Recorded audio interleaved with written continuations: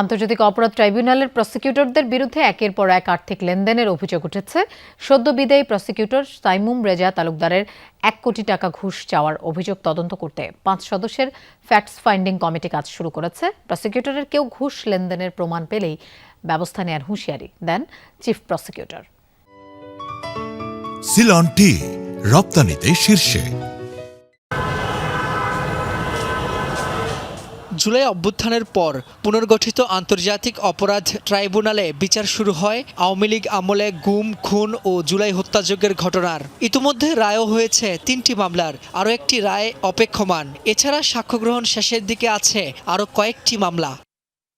এসব মামলার বিচার কার্যে প্রসিকিউশনের একাধিক সদস্যের বিরুদ্ধে বিভিন্ন সময়ে উঠেছে আর্থিক লেনদেনের অভিযোগ। এবার সদ্য সাবেক প্রসিকিউটর সাইমুম রেজার ঘুষ চাওয়ার অডিও ফাঁসের ঘটনা সেই বিতর্ক আরও বাড়িয়ে দেয়। এই ঘটনা তদন্তে কাজ শুরু করেছে 5 সদস্যের কমিটি। উদ্ঘাটন করবার জন্য চিফ প্রসিকিউটর আমিনুল ইসলাম জানান, শুধু সাইমুম রেজার বিরুদ্ধে ওঠা অভিযোগই নয়, 5 আগস্টের পর থেকে যত মামলা হয়েছে সবকিছুরই তদন্ত করবে ফ্যাক্টস ফাইন্ডিং কমিটি। আমাদের প্রসিকিউশন টিমের কোনো সদস্য অনৈতিক কর্মকাণ্ডের সাথে জড়িত থাকেন, সেই বিষয়টি আমরা তথ্য উদ্ঘাটন করব। যদি তাদের বিরুদ্ধে সাবস্টেন্টিভ কোনো অভিযোগ পাওয়া যায় তাহলে তাদের বিরুদ্ধে, সংশ্লিষ্টদের বিরুদ্ধে আমরা যথাযথ আইনগত ব্যবস্থা নেব।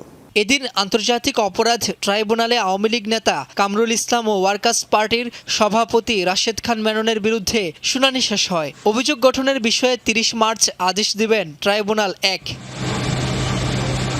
রাব্বি হোসেন, যমুনা নিউজ, ঢাকা।